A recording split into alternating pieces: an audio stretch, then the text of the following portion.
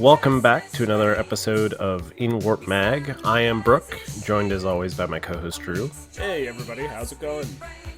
And today we have a very exciting episode for you guys. We have our first guest on Inwarp Mag today, a friend of ours who played their first game of 40K, and we would like to interview them to get their first game reactions. Yeah, I'm really excited for this episode. This is sort of why we started this podcast in the first place, to document our journey into learning Warhammer 40K 10th edition, and it's exciting to bring other new players into the fold. This is something we're obviously doing in this episode, and we'd like to do this into the future. Well, without further ado, let's get him in here. So, we have Bill here, and he is representing the Iron Hands and sometimes the Grey Knights from the US of A. So, Bill, how's it going? Good. Glad to be here. So, you are our special guest for the week. The person who has just started 40K right after we just started 40K. So before we get started with talking about your first game, for new guests to the show, their first time on the show, you won't have to do this every time you join us, Bill, but we want to do 3 questions that I think are just kind of fun questions to do. So, and Brooke, do you want to start off with the first question? Sure. So, Bill, we want to know, what is your main army and why did you choose them? So for my main army, I would say the Grey Knights kind of caught my attention first. So with them, I think it all kind of came down to their power armor. I absolutely love their helmets and whatnot, especially the Terminator ones. And it's funny because I still remember the very first kind of joke with them is like, the Grey Knights are here. And it's like all this kind of empowering like coolness to them. But of course, if they're humans on a planet invaded by demons, then they're like, oh, the Grey Knights are here because they're going to get blasted off. Just that impression alone just kind of draw me to them. It's like, yeah, I'm going to see how these guys are. And they're ruthless. Oh, definitely. Yeah, I like the Terminator helmets. Like, we were trying to generate a icon or whatever, a Grey Knights icon with an AI. AI does not know how to do a good Grey Knights helmet, so yeah, unfortunately. Yeah, AI needs to get their act together. What the heck's up with that? Yeah, Grey Knights are sweet, and it's kind of hilarious that I'm the Space Wolves player, and in lore, Logan, Grimnar, and the Grey Knights don't get along, which is it's pretty funny. And Ragnar doesn't get along with the Orcs, so like we have this little small circle of everybody doesn't like the Space Wolves. Destiny. Yeah. All right. Second question. You are corrupted by one chaos god. Who receives your devotion? Oh no.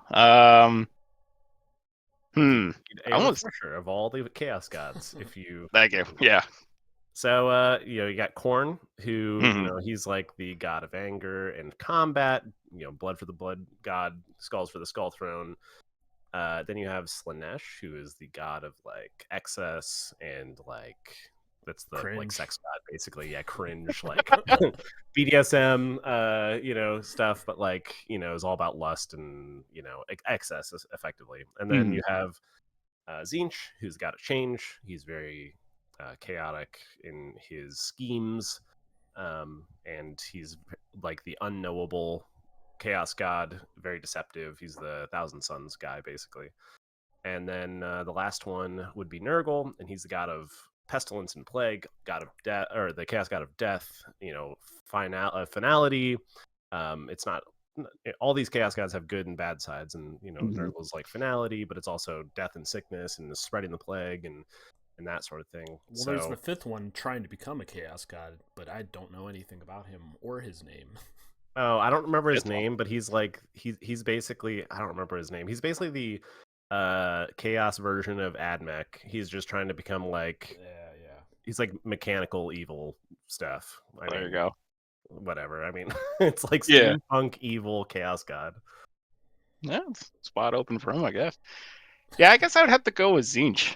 I like that I guess that chaos part of it where it's like unknown or chance, I guess. Yeah. And for some reason I've also gravitated towards Thousand Suns as well, so it's like, well, I'm hanging with these guys here, I had a feeling. Yeah, I had a feeling. Yeah, last So episode we were talking about that. I have an affinity for Zinch as well. Heck yeah. So last question. So you, Bill, you are fighting on the front line, and an unknown threat attacks and appears on the horizon. Which faction would you least like it to be? Which faction, when you saw it, you would be absolutely terrified? The worst possible faction to be attacking you, which one would it be? I feel like anything Nurgle, it feel like it'd be awful. Yeah. You'd Just probably be dying before they even got to your front lines. yeah, just I can only imagine the poison, pestilence. Oh, Flies blacking out the sun. yep. I was reading the Horus Rising book, and the can't remember the name of the planet, the number. What is it, Brooke? 6319. Was that Nurgle? No, 6319 was more of a it is actually kind of Nurgle-ish, but because it's like the one guy was getting like they talked about him like decaying and rotting and stuff, smelling Oh like yeah. rotten flesh, and then he got like a bunch of like razor teeth that came out of him and stuff. yeah, that would be more Nurgle. It could also be kind of lean into, I thought it kind of leaned into maybe like a corn, or maybe, I mean, it's not really super descriptive on what Chaos God, but if it is like decaying and everything, then that tells me it's probably Nurgle. Yeah, I mean that whole book is pretty vague in what Mm. they're actually fighting. Good book though so far. I'm almost done with it, so we'll have to do an episode about that. Anyways, shall we get into the episode subject? Yeah, yeah, definitely. So so our first hard hitting question of the episode. So other than me bugging you to play 10th edition, what interested you in trying 40k? There's always something about having like a grand scale army. Like I know we played Kill Team and Legion, and Legion's a similar scale, but being able to see all these units being able to do their thing, and like what you said to me personally, Brooke, about how they get to do cool, unique stuff. Like you could see Grey Knights do their thing. Just something about that's always interest me. There was a little bit of a newbie intimidation factor where it's like, oh, maybe that looks cool, but I'm not sure. But taking that first step and being actually to see the armies play, it was really cool. But yeah, there was always that interest of the larger scale, what this army can do, and seeing everyone in action. Yeah, I mean, definitely in 40k, armies are better able to show off their personality, like their army personality, than they do in probably a smaller scale game like Kill Team. And they do have kind of personalities in Kill Team, but like that was definitely one of my big takeaways with 40k is armies definitely are able to show their army personality that you learn about in lore and whatnot. Like you actually get to see that on the tabletop. Yeah, definitely. Like orcs, you can't get that in Kill Team. Like if you want that horde style play, and it was funny because we were talking about Legion a little bit and how horde armies work in Legion. And I feel like you can't get that same sense of a horde army that you can get in Warhammer 40k because of because of the turn mechanics where it's Legion is alternating activations versus the you go I go thing. I don't know. There's probably game theory behind it. I don't know why, but it just seems like horde works better in the you go than I go format. Yeah, for sure. Well, so let's move on to talking about the lists that you and our other friend had played in your first game. So I'll talk about the list that you played against. So the list that you played against was a Space Marine list, and it was kind of themed around salamanders-ish, but it was Gladius detachment.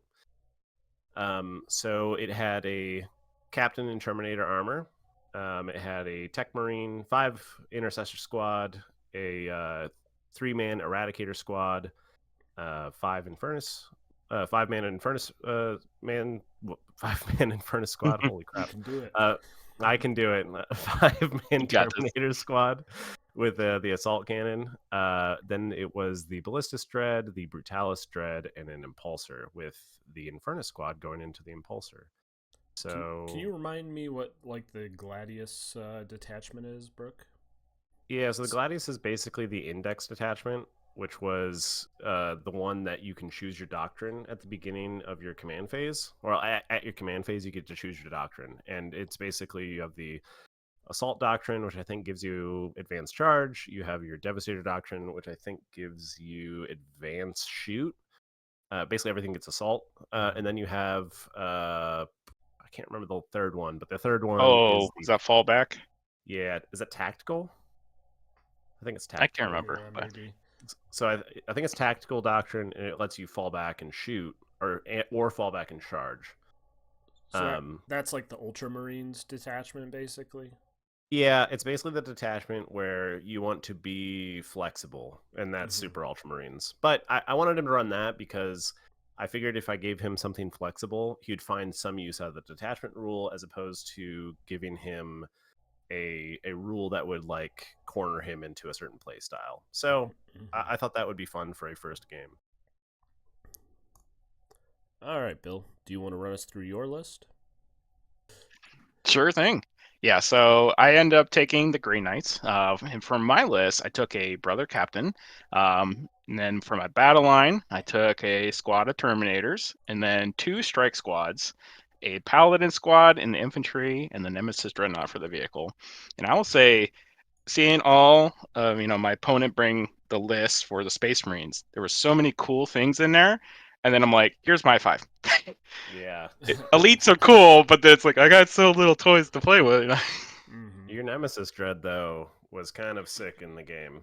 Yeah, and as I was kind of flying through, and I was like, wow, he can do this. Wow, he can fly if I advance and do this. And yeah, I think he earned his nickname, man, when we were playing, but go ahead. So with your list, I don't know if you want to tell people what your detachment rule was. It was the teleport strike force. Like, what does that enable you to do?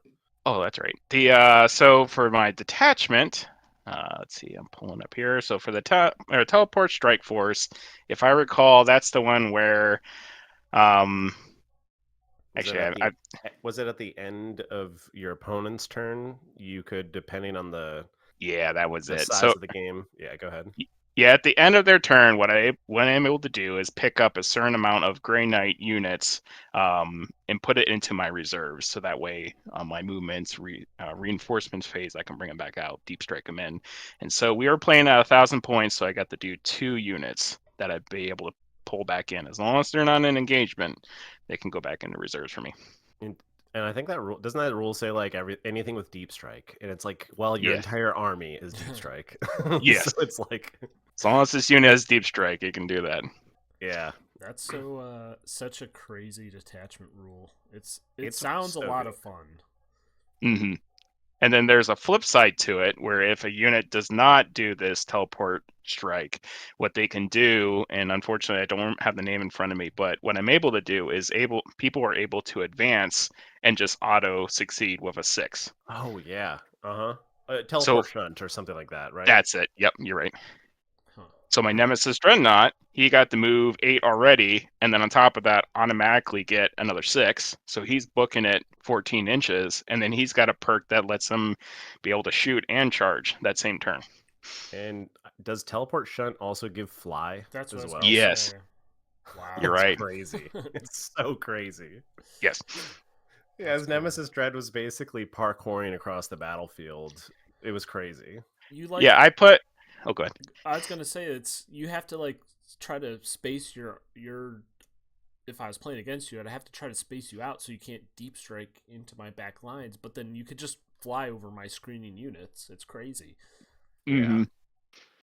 Yeah, when we originally first set up, I put the Nemesis Dreadnought behind a wall because I'm like, I don't want to get shot first turn. But I'm like, wait, he can fly and he can do this. And it's like, hey, there's a nice little transport in front of him. And he went over to meet the transport on the Space Marine side and absolutely demolished it. Yeah, that Great Hammer is ridiculous. Yeah, it turns out like everybody kind of memes on the baby carrier, the Dread Knight. But that thing is awesome. That thing freaking messes up your opponent. It's crazy. Most definitely. Why do they call it that? Is the mini like really disproportionate? He's like in front of the mech, and so the mech looks really cool, but he's in front of it, and he's kind of got this pull down, almost probably like in a roller coaster seat. Okay. And so he's just like in front of it. And if you look at something like in the Matrix movies, how they had that scene where they had the mechs, it's nearly like that in a sense, but just him with that strap almost feels like he's on it. You're like just Is an attached to it. actual baby carrier. Yeah. Almost, yeah. That's a good visualization. Mm-hmm. Yeah. It's a cool mini, but that of all the units in your army that you played, that one was definitely the scariest. That thing, whenever it got close to anything, it was gonna die. Yes. And it comes with 2 heavy weapons, so it had the flamethrower and side cannon as well. And those Oh, do work on their own.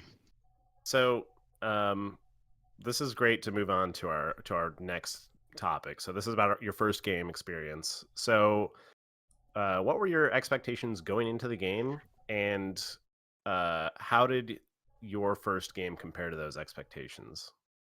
So for the first game, all I knew is like, and my knowledge was very limited. Brooke helped me so much during that game, so I was kind of going there, going like, "Wow, yeah, my opponent's got a lot of units, and I'm not quite sure what to do with my 5." And then of course I'm panic reading my rules, going, "Oh, I got to do all this crazy movement stuff, and I'm probably going to put him in the wrong spot, and hopefully I get on a point."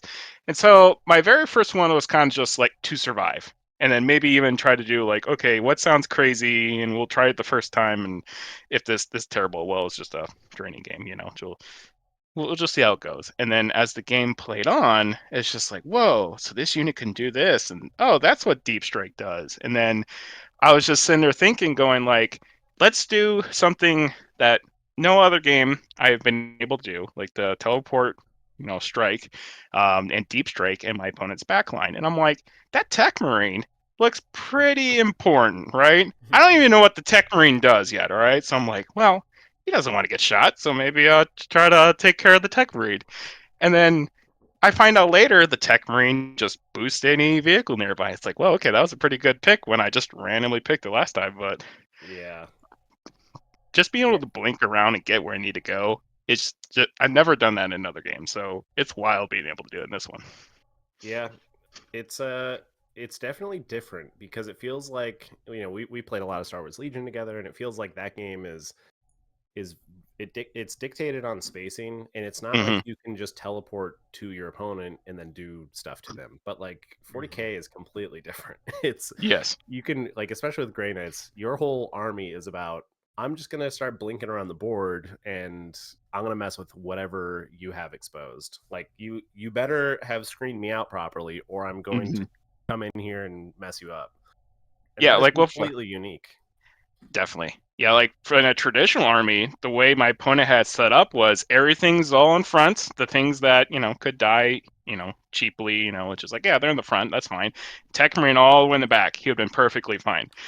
And then it's just like, oh, I'm going to come in here and ruin your plans by Yeah. blinking behind you. Oh, here I am at 9 inches. I'm gonna shoot you. It's like, come again? What? Yeah. Yeah, it's pretty wild. Yeah, when me and Brooke played our last game, we kind of had like a disarray deployment Hmm. for Star Wars Legion, which is like corners for Star Wars Legion. Oh, okay. So I'm thinking in my head like, oh, if we were playing Star Wars Legion, we're not gonna like get into the fight until maybe the end of round 2.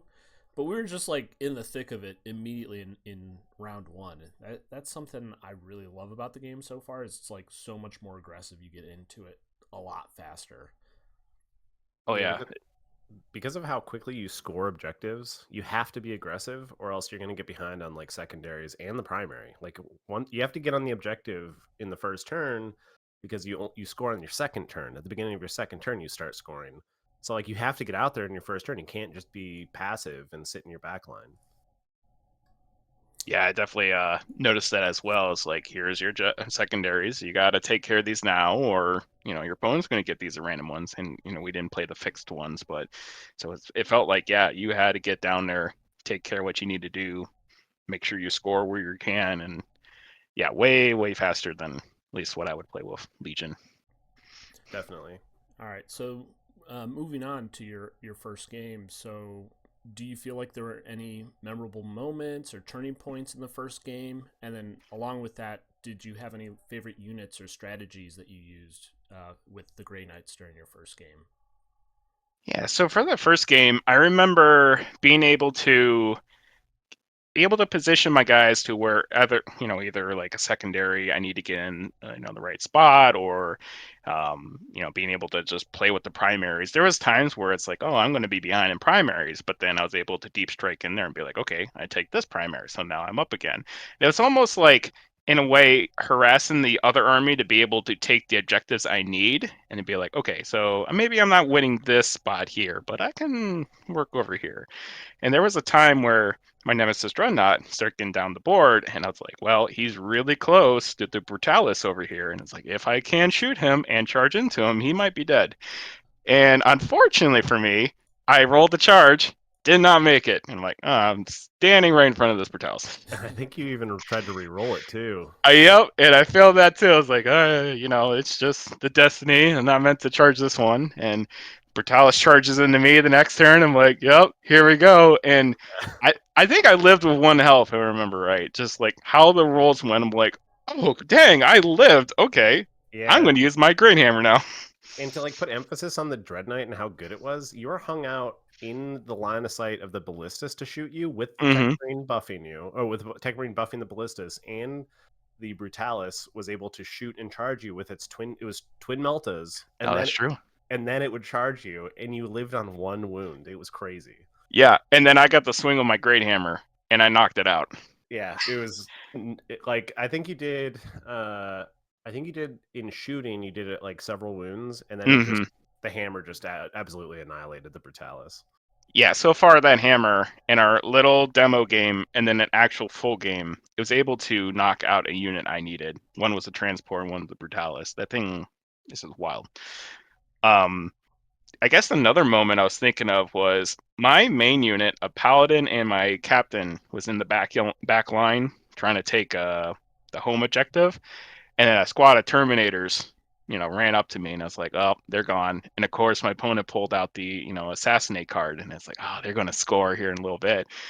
And one of the moves, I forget which, you have to help me, Brooke, but it was like a fall back, and then I was going to get punished there. But then one of my stratagems was like, oh, if an opponent moves and they're within however so many distance, I can go back in reserves if need be.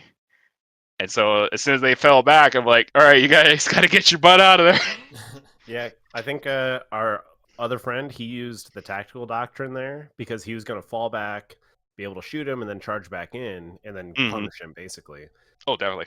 And him falling back, you had that stratagem that says, well, if somebody falls back that's right next to you, you can go back in reserves and immediately redeploy somewhere, and you're able to just like book it to your side of the table where none of his units were. Yep. And keep your guys safe, and it kept you from giving up I think it was like a 5-point swing there for assassination. Yeah, I think you're right. So go ahead. I was gonna say, so it sounds like was it the Dread Knight? Was he probably your favorite unit in the game? He does a lot of work, and I like what he does, but I think just my personal iconic is more like the Terminators, and I wish I can include more of them, but like they're very tanky. And of course, if I do my Brotherhood Terminator squad, there's actually like an apothecary unit. So I think for me, personal favorite is the Paladin squad, or vice versa, the Terminator squad. But in terms of like, I guess fear, like the other opponent doesn't like, is that Nemesis Dread Knight, and that one is a really cool unit too. And to clue you in, Drew, on his Brotherhood Terminator squad with the apothecary, that apothecary allows him to bring back a model at his command phase. Wow. So like our other friend had brought down his Terminators down to like 2 models, and then he brings one back, and it's like, wow, you got to chew through another model, full health, 3 more wounds that you have to chew through to try to kill that unit. It is crazy.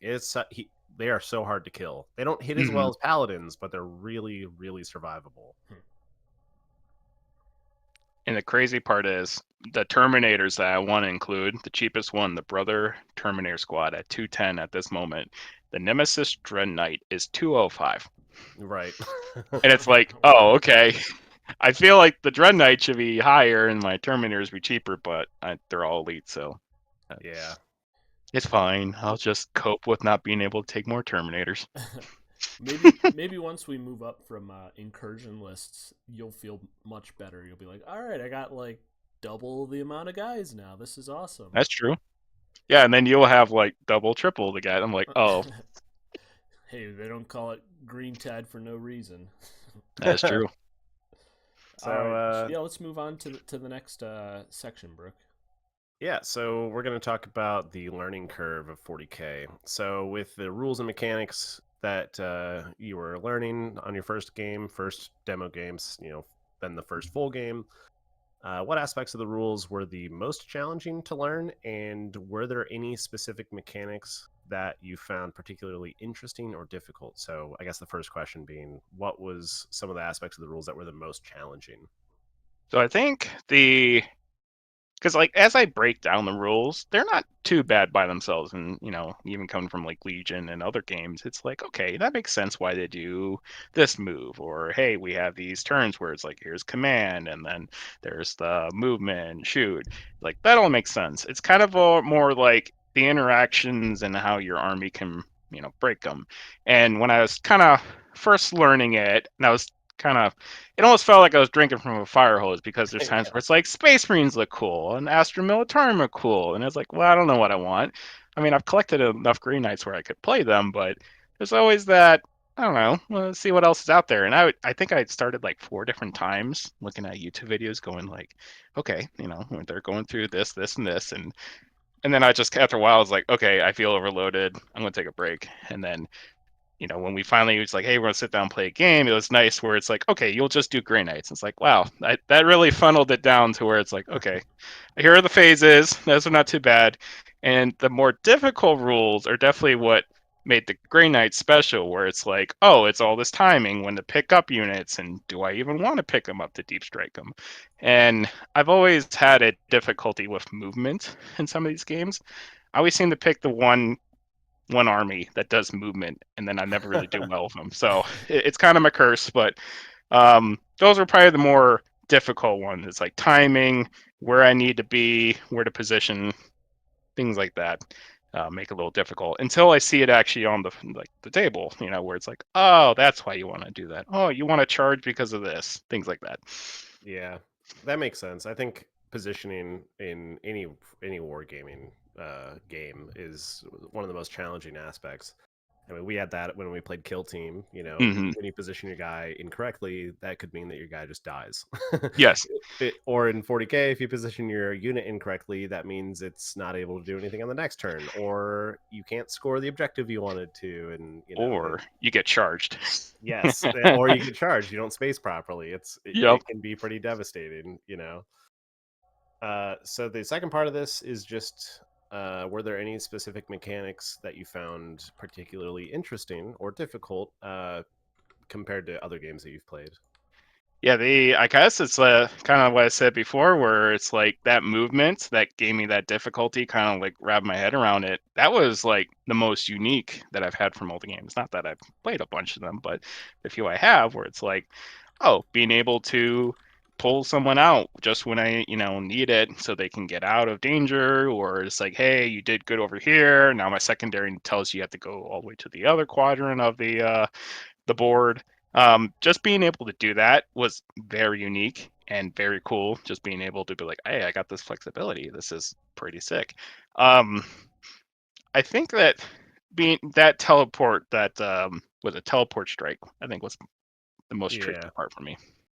Yeah, I mean, to like piggyback off of that point, our other friend who was playing in the Space Marines, as the Space Marines, he had the Eradicators that he kept in Deep Strike, or kept in Strategic Reserves for 2 turns, and then he dropped them where he needed to. Oh yeah, definitely.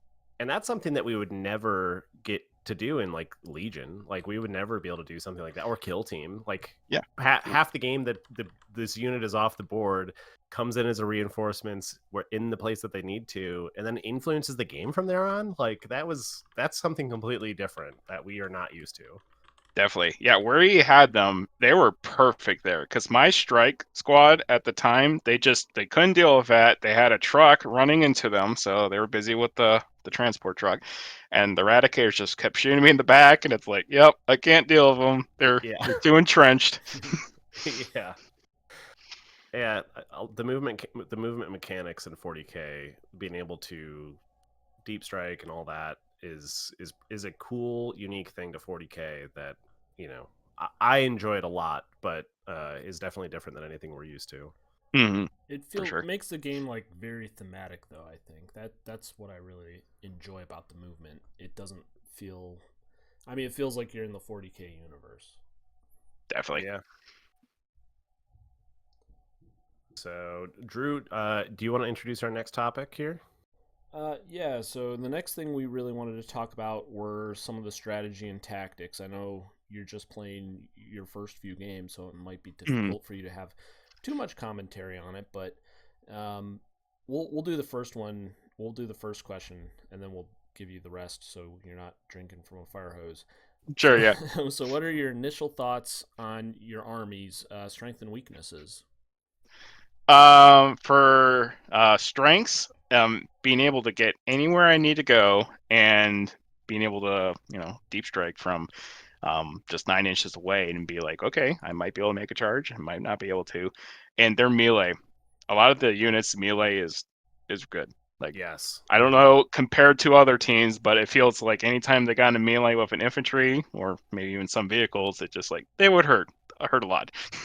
Yeah, I mean, like, you should describe your first turn of like you're trying to get into shooting, and you're like describe the feeling of going from the shooting phase to the Okay. charge phase to the fight phase in your first turn. It was such a roller coaster. So it's like, I don't know. I know I'm fighting against other Space Marines, and so if it's a more infantry heavy army and they don't have a lot of armor to them, it'd be different. But going against Space Marines, I'm like, okay, so I deep strike 9 inches away. Hey, this is great. I'm right next to my target. I have a ton of storm bolters. Let's go. There's like 30 dice. We'll roll, and hey, there's a lot of hits. Shrug them all off, and it's like, dang, okay, well, I'm gonna blast into Terminators. Shrug it all off, and okay, this vehicle, shrug it all off, and it's like I did 1 or 2 wounds, and I was like, dang, I have all these dice, and they do nothing. Yeah. And then I'm like, all right, screw it, we'll charge into melee. And at the time, I got a lot of charges in. It's like, okay, cool. And then, oh, the Nemesis Force weapons. Oh wow, a lot of things are dying now. Holy crap, Yeah, literally like wiping units with Nemesis weapons. Yeah, Granites, AP -2 and Granites sound a little bit like orcs. You got some orc shooting going on. yeah. And it's like they're hits, but they just shrugged it off, and it's like, dang, like, yeah, I walked away with just dealing 1 or 2 damage in the shooting phase, and it's like all those arguably dice. arguably you probably should have done a few more wounds, but our other friend was rolling really hot on defense Yes. on that first demo game, and you're like, what is going on? Because you kept rolling these fistfuls of dice and then Yep. nothing's happening, and I'm just like, I don't know, man. Like, I guess this is 40K. Like, And I'm I don't sitting know there what to tell you. thinking, like, oh, I should have purely done objectives. My guys cannot do the damage, but it's that melee with those force weapons. They do a lot. Yeah, Grey Knights in melee are very powerful. Once they get there, super strong. It's just that I think in our first demo game, when Mm, you were deep striking all the different units, you had like four or I think you had three. No, you had four 9-inch charges to make, and you mm. made three of them, which was crazy. Yeah, that was just crazy because like 2 of them were natural succeeds, and I had to reroll 1 of them. But it's like, wow, that's even great. I even got 3 out of the 4 charges. Yeah, that was crazy. Just hearing your experience, it'd be like I'm interested in seeing what Granites would do against orcs because I think your range attacks would just be peeling my units off the board because orcs got no defense. Like I have to roll beyond hot to not die in anything, and then like if you get into the fight with me, if you don't wipe me out, like orcs hit back hard. So it's like Yes. it would be a completely different dynamic, which what it's the one thing that makes me so excited for 40K is it just feels so thematic for each army. Like and I don't know. It's just like no opponent you play is going to be the same experience. What is off the top of your head? What is the toughness of like a basic orc boy? I believe they're all T5, so they're all like Yeah, slightly tougher than Space Marines. I mean, which is crazy because Mhm. if you look at you have a ton of storm bolters, they're all strength 4, so you can hit a bunch, but then you're wounding on 5s, so Mm. it's like Yes. you still probably aren't going to kill too many in shooting. I think it really comes down to it in a game with two melee heavy armies, who gets those charges off. Well, Oh no. yeah. See, we got no armor, but we're dummy strong, so we got that going on for us.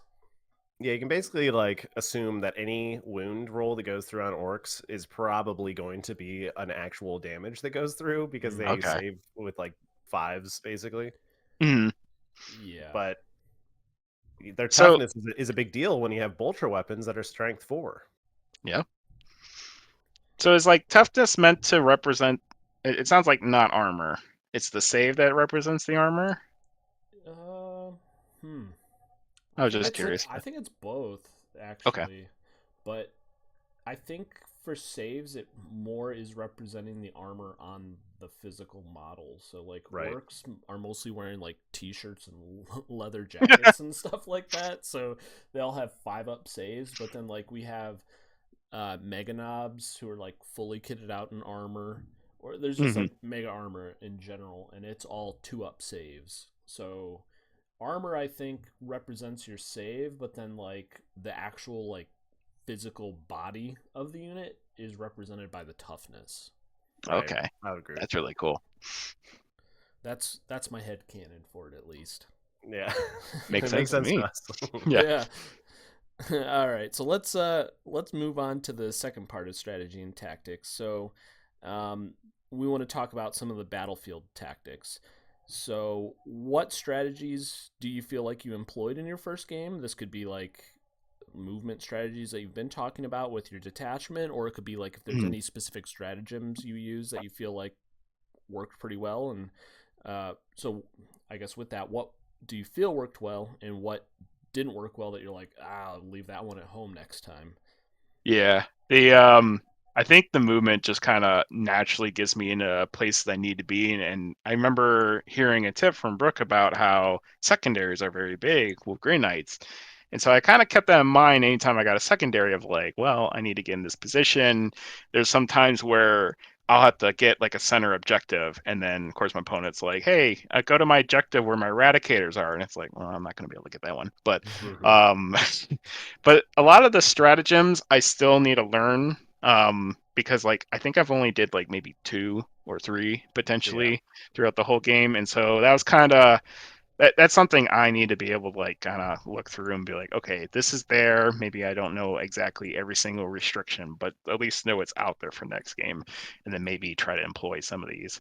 But the ones that at least were able to do, they were pretty cool. The being able to trying to recall one like, oh yeah, being able like to, hey, I'm about to get charged back into from someone who just fall back, and then I warped them out of there. It's like that's a really cool in the moment stratagem. Um, and there's a couple others that I think it's like a ring around me. If you're farther, maybe an 18 inches, I can protect it. Maybe that might be something where I get on an objective later on. Although, yeah, I just need to really tinker around with them. But primarily, was looking for that movements and secondaries, which Yeah. I feel is pretty good. It seems like you have a ton of movement shenanigans that allow you to keep your unit safe, but it Hmm. also allows you like your deep strike into the back line. You have that one stratagem. I think it's a stratagem. Correct me if I'm wrong, but the one that lets you deep strike within 3 inches. Yes, that stratagem. Like that one allows you to just go and Wow. attack. Yeah, it allows you to go attack a home objective basically anytime you want. It's crazy good. It's like the strategies that you have at your disposal to contest objectives, go after secondaries with your Hmm. movement is so strong. Like even if you take away any of the killing potential that these guys have in melee, being able to run these objectives so quickly is crazy strong with Grey Knights. Oh, definitely. Yeah, I just got to remember to read the restrictions. That's my thing I Yeah. gotta follow we, up on. we may have misplayed that. It didn't end up mattering in the grand scheme of things. Yeah, it's one of those the brain fart where it's like, oh, I could do this cool thing, and so I did the cool thing, and at the very end, it's like, but you can't charge, and it's like, oh, okay, that. Yeah. Yeah, me and Brooke So have been joking the whole time. I don't think we've played a game right yet, so. Yeah. yeah, it's kind of hard in the moment because there's a lot of things going on. You're like, well, I gotta time this perfectly so I can do this, and then I missed it, and after the fact, it's very easy right there, but yeah, it's very cool what you can do with it, but. So I know that you won your game, Mhm. and it seems like you did pretty well in the game in your first game. Of your things that you did, is there anything that you did that you're like, oh, maybe I shouldn't have done that? Oh, maybe I left this unit out, and it could get shot a lot. Maybe I shouldn't have, deep striked in the back line at this time. Like, is there anything there that you did that you're like, oh, next time I'm probably not going to do that, or I'll do things differently? There was one moment, and kind of thinking about it, it is a cool moment. Not for me, but it's a cool moment overall. Where, so my one guy, so not the one guy, he's the Nemesis Dread Knight. He took down the Brutalis, which was great, and then I ended up deep strike or not deep strike and teleport assault back into reserves, and then I deep strike them next to this other area where they had the Infernus Marines and the transport, and I was sitting there thinking, hey, with your last life, see if you could do some damage here. So I popped them in on my movement reserve, or no, is it reserve? Yeah, you bring him in from your. I guess it's just the teleport strike force Yeah. rule because it says like immediately you set them back up. Oh, okay. Yeah. So when I set them up, though, I was in range of the Infernus squad, and so my opponent's like, "Hey, so I'm going to Overwatch or Firewatch into you," and I was like, "Oh yeah, you can do that with your flamethrowers." Yeah, so he has all these auto hitting flamethrowers into his one health dread knight. Yeah, I'm like, this doesn't look good for you, brother. And yeah, my Dread Knight met his demise, crispy demise.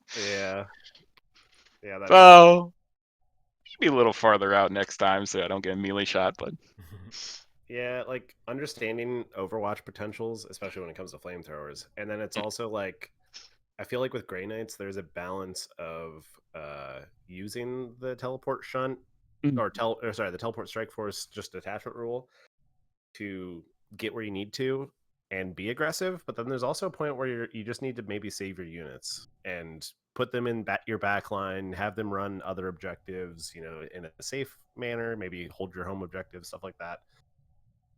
But like, yeah, I think there's probably a balance there that you could probably find there of when you should or should not put a guy at 9 inches of another opponent's unit to potentially yes, charge in there. it's very tempting because you always want to be able to go close and be like, hey, I have the potential to charge. But sometimes that doesn't make sense. Yeah.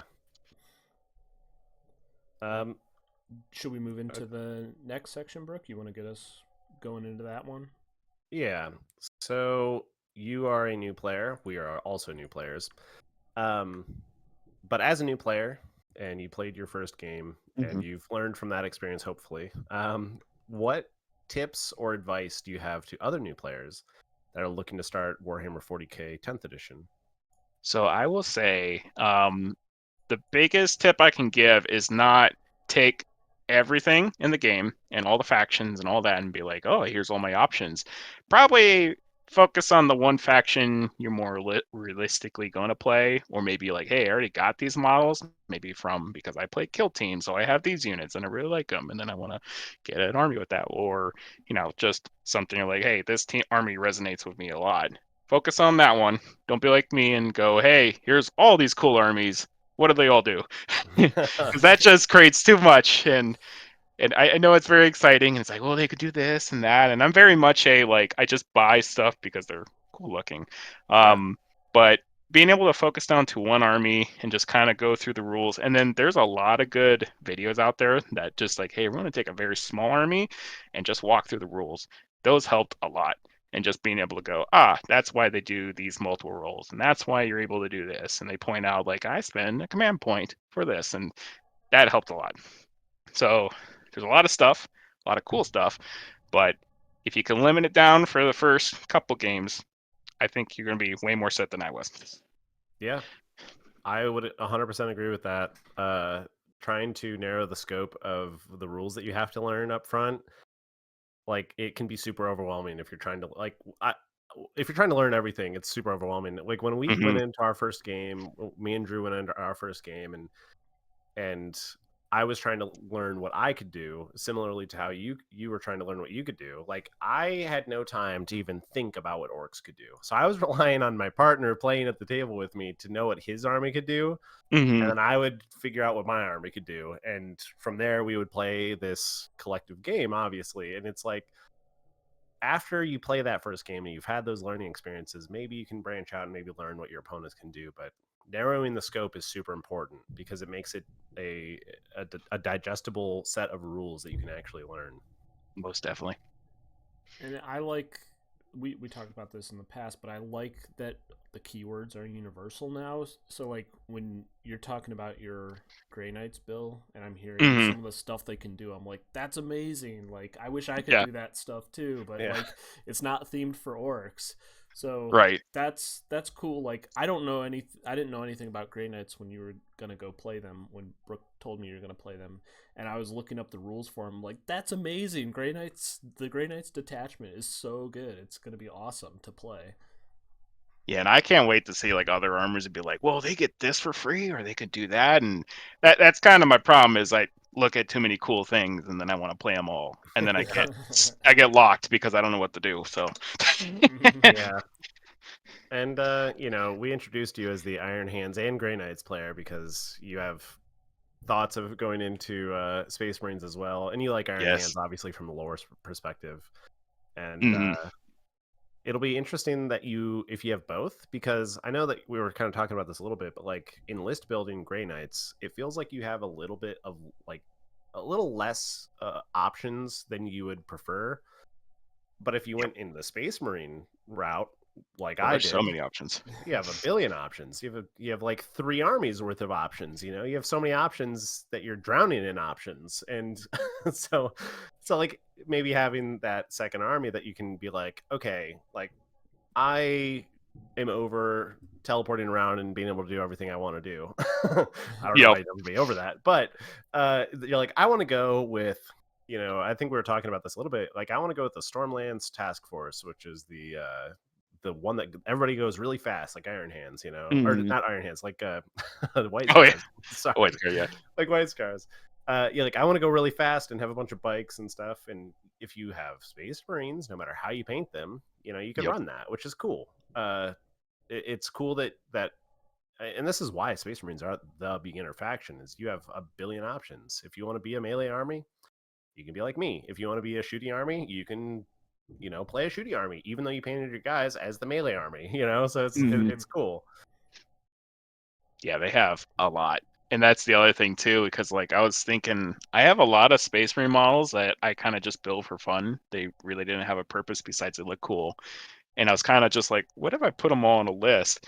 I can't believe how many vehicles they have, let alone just unique units. So like you can customize so much, and it's crazy. Just going from my elite list where I only have a few options to be able to go, you could pick whatever you want.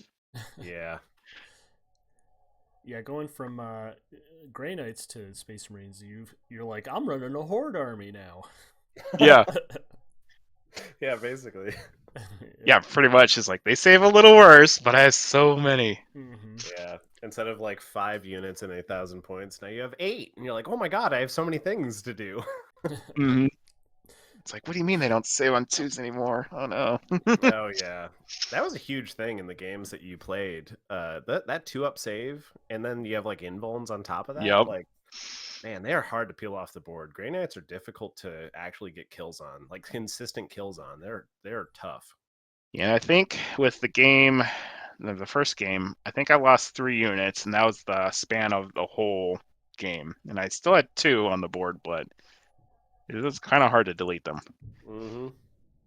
My orcs would enjoy fighting them. They want the biggest, baddest challenge they can get. They would enjoy it. I'm scared of the Green Tide. Once they start laying down to your like you swipe a sword and like 15 of them die in one swoop, you'll be like, okay, maybe they're not so bad. Yeah. Yeah, I mean, Yep. like, I'm scared of the orcs, but like when my blade guard vets got the first attack off on the knobs, who I'm terrified of. Specifically Ragnar, though. Let's be Yeah, specifically. specific. Yeah. Ragnar had his attack on the knobs and killed like almost the entire unit. I was like, wow. Oh, I just need to attack first. Is what needs to happen. And that's like the name of the game. Knobs have 2 hit points each, and they just wilt Dang. away. Yeah, I think Ragnar's weapon. I might be wrong, but I think it's 2 damage each, which is just crazy. He has like 10 attacks if he completes the charge on the turn that he's attacking. Wow. He messes people up in melee. And it was in our game that was one of the deciding factors. Is Ragnar got the attack on the knobs before the knobs got the attack on Ragnar, and it swung the game in my favor. It was a huge swing. Yeah, very melee. Yeah, yeah. It was hammer unit between the three of versus us. hammer unit, and it was just boom. Brooke's hammer shattered mine. Yeah. Dang. It's funny that like between the 3 of us, like we have, like I guess me and Bill, we have shooting, but and Drew doesn't really have much shooting. He has orc shooting. I have orc shooting. I don't have any shooting. Yeah, but it's kind of funny that like our armies all kind of skew into melee. I'm definitely melee. I have some shooting that I can do. Grey Knights have some shooting, but they definitely skew melee. And then obviously orcs are all about their melee.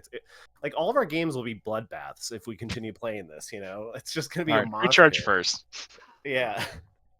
I don't know. I don't know if this is accurate or not, but I feel like it will help us in learning the game more because I feel movement is going to be so much more important to using our armies successfully and being able to hide and like stage properly. I feel like if we can get good at running our main armies, that we'll become better players for learning that mastery. I would agree with that. That's true. For sure. So, moving on, future plans, and I think we probably already know the answer to this first question. Are you planning on continuing playing? And then the second question is, what are your long-term goals for your Warhammer 40K journey, assuming you are going to continue playing? Yeah, I don't know. You guys have a hard sell with the game. I think I'll stick with it just for you guys. No, What seriously. a good friend. Yeah. It's a really fun game, and like hearing the stories from like your guys' games and mine and all that. It's pretty fun. Like just being able to see like all these dice and do this, and they're all everyone's effects. It's a fun time.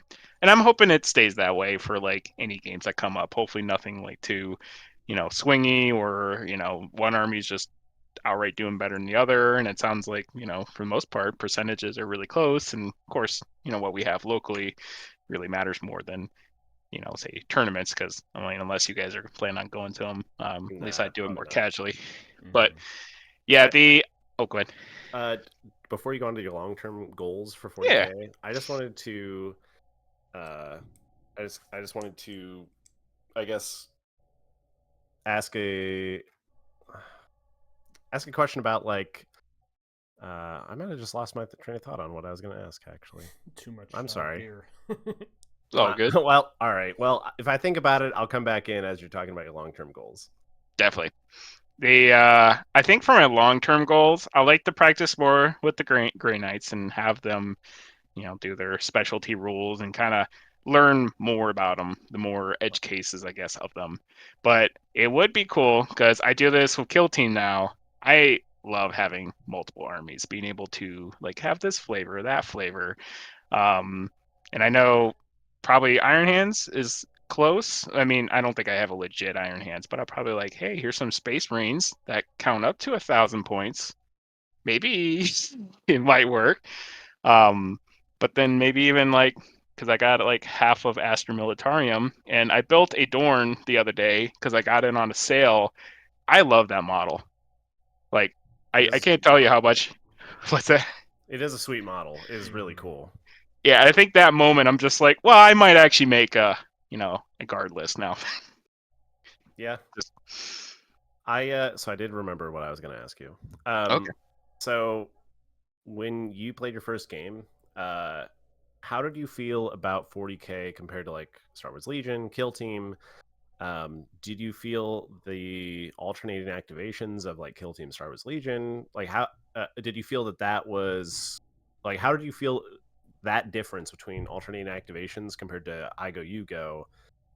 Did you feel like that made the game more casual, or did you feel like it made it more cinematic, or did you think it made it more strategic? Did you think it, Mhm. what were your thoughts on the alternating activations? So with alternating activations, it does feel like, hey, you do something, I can respond to it. But there is also this kind of mental load of like, well, here's 50 things I could do right after your activation. Which one do I do? And when there's no alternating activations, it's more like I get to watch your army wave, get to do things, on your turn, and I might be able to respond. It does feel a little more casual, and there is like a thematic part to it where it's like, cool, you're going to do the things you want to do as your army, and I might be able to interrupt it by doing a stratagem, but for the most part, I get to just see the cool stuff you do. And so, in the sense, it feels very thematic, where it's like, hey, like Grey Knights, I want to warp around, I want to do this and that, and you might be able to shoot me, or you might be able to do some of your stratagem, but for the most part, I get to do what I get to do. Um, in terms of like, you know, because like for the casual part, I think if I didn't have Grey Knights, and it's more like another team where it's like I don't have anything besides like Overwatch on my turn. I think I can more just turn off my brain and just kind of watch what you do. But there's times where it's like mine. I'm like, well, in this event, I might be able to do this, or I might be able to warp out of this, or I might, And so there's a little bit, but not as much as say like Legion, where if Darth Vader's in danger, well, I'm gonna panic the whole time because like, what am I gonna do with it? So I think it does lean more being casual, being more thematic. And the other thing is, anytime I want to make a ridiculous list in Legion and just say, I want to pick these guys, you look at it and be like, there's only 5 units or some small number versus an army that's got 11 or 12. Well, I'm going to have a bad time. Yes. So Yes. elite armies, get the shine in 40K, which I think is really cool that they have that. 100%. I Yeah, didn't I even think of actually, that. I didn't think about the fact that Grey Knights would make the other player's turn. You have to kind of engage in their turn a little bit because you have Mhm. so many shenanigans that you can do on your turn. Like that's a super good point. Like your list, like your army choice could actually dictate how engaged you have to be on your opponent's turn. Like I have some things that I can do as Space Wolves, but I don't have to think about like, oh, I can get my guy completely out of there, and Yeah. like save his life. Uh that's a great point. I didn't really consider that. That's interesting. Your detachment is so good. It is good. It is really It is good. good, yeah. Yep. It's also a lot of weight on my shoulders and what to do with it. Like, do I take them off that point? Do I do this? Yeah. So when it comes to like building up a larger army, are you looking to build more Grey Knights? Are you looking at other armies that are interested in you? I think I want to kind of keep my Green Knight army kind of like the leading army list. And so if we ever, let's say, advance past 1,000 points, I would love to be able to go, okay, cool. Right now I'm debating on maybe building a list with Caldor Drago, but then it's like I want to get Crow in there at some point, and then there's purifiers and be and I see these other lists be like, oh, just add more Dread Knights, and it's like, well, maybe, but it would be cool to get more of the name units in there, or just sprinkle more Terminators or something else in there, and just see how they all play. When, of course, now the opponents also got more cooler units too. So I think it'd just be neat to have something like that. But yeah, Grey Knights I think would be my primary. I Yeah, think that makes sense. something in favor of your future plans that's awesome is your codex hasn't even released yet, so like you have something really cool to look forward to also. That's Yeah. true. So like your current detachment is awesome, but like who knows what your next detachments are that you're going to have available to run with Grey Knights. Yeah, that's very true. That was kind of the weird thing as a new player, where I was trying to learn Index and Codex, and of course then I look at Space Marines, like, wow, they got so many. Well, that must be because of the chapters. Oh no, they just got their Codex first, and I don't. Yeah. Yeah, that is definitely one of the learning curves of 40K is learning some of the The like the jargon. yeah, the Mm, vocabulary of everything. Yeah, the jargon is the better way to put that. It's just like there's a lot of stuff that you have to just like understand what the hell people are even talking about before you can even engage in the rules. It's definitely. tough. Yeah, like even like the first couple rolls for like say if you're doing a shoot where it's like, hey, I'm going to roll the hit to wound and the save. I didn't really understand the wound roll at all, and I was like, I don't even know where this comes from. And so just how quickly players, once they're comfortable with it, it's like, yeah, they're just rattling off. They know their toughness, they know this, and it's like, wow, that's so much, and I don't understand it all as a new player.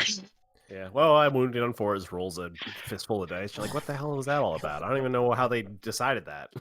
Yeah, if I was on the other side of the table, I'm just nodding my head. Okay, is my guy dead? You let me know. Yeah. It's great though because I mean me and Brooke haven't played that many games, but now I feel a lot more comfortable in it. We've only played 2 games, so like basically the same amount as you. But once you keep getting used to it more, you're like, I don't know, you just start memorizing your own data sheets and stuff, and you'll just Mhm. gradually become more and more comfortable with the game. So it's gonna be like what Legion was to you. You'll basically know it more like the back of your hand and not really think about it. Somebody's like, "Oh, I'm rolling 6 reds on this attack." And you're like, "Ah, damn, that's a good attack." Like you don't even Yeah. have to think about it. Like you just Hmm. know. Yeah, Yeah. like we're joking where it's like, oh, this is a strength of a Terminator. It's like, well, Terminators are pretty good. And if it can do that already, that's a pretty good roll. Yeah. Uh-huh. Hmm. Yeah. A lot of that stuff could become second nature as we play it more. And it was actually kind of nice being like the coach of yours and our other friend's game.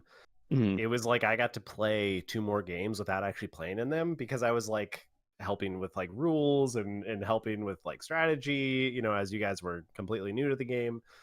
It made me so much more comfortable in the 40K rules. Like it was very fun to teach playing 40K to new players as a new player. Like Mhm. it made me so much more comfortable. So I appreciate that as being your coach into 40K. And if other people are new, I would actually encourage them to find a friend to teach the game. It'll make you more comfortable in the rules because you're going to have to be the guy that they lean on when they have a rules question. You're like, well, I don't know that. I'm gonna have to look it up now, and then you learn it. Then you don't Yes. have to look it up the next time. So there's plenty of instances where I didn't know the answer and had to look it up, and weird interactions that I didn't ever think of, and that is a really really fun way to learn the game when you have some friends that are willing to also play with you and learn the game from you. It's a lot of fun. And if I can chime in on future plans, um, not telling you your future plans, but for me, I am happy that there are more of our friends who are learning the game because I am looking forward to doing some doubles games. I cannot wait to play doubles. That'll be Yes. sweet. Yeah, I was telling Bill about playing doubles and how doubles is actually a lot of people's preferred way to play 40K. And if we could ever get to that point, like that would be so much fun. I think 40K doubles would be what we always wanted when we were playing Star Wars Legion, and we wanted to do 2 player, but it was always kind of an awkward 2 player mode. Mhm. And it feels like 40K has like a proper 2 player 2v2 mode, like an actual 2v2 play mode that is competitive and in balanced. It's it's super exciting. It's kind of what me and Drew played the 2v2 Legion at Adepticon, and they kind of like ham fist some rules together to be able to do that. And the 2v2 for 40K is like a proper rule set. It's a proper sanctioned rule set from GW that we're kind of excited to try if we can get a 2v2 going in the future. Mm-hmm. That'd be sweet. All right. So, Bill, do you have any closing thoughts for us? I think for me, I mean, I had a great time with 40K, and it was a lot of there's a little bit intimidating before, but I'm glad to be able to, playing my first game. I'm looking for other future games, and I'll be leaning on you guys for thoughts on whether it's tactics or units or whatnot, because there's so much out there, and so being able to just chat about it is actually really cool. And I'm happy you guys do this as well. So I kind of list it onto my free time or where I'm hobbying as well. So it's just kind of cool being able to talk to you guys about this actually here. For sure. It was a lot of fun having you on, and Yes. thanks for coming on. It was a good conversation. And yeah, I really appreciate it. You're welcome to come on anytime, so you could become a regular guest, and we loved having you on, and I think this was a great conversation. Definitely. Yeah, I appreciate it. Thank you.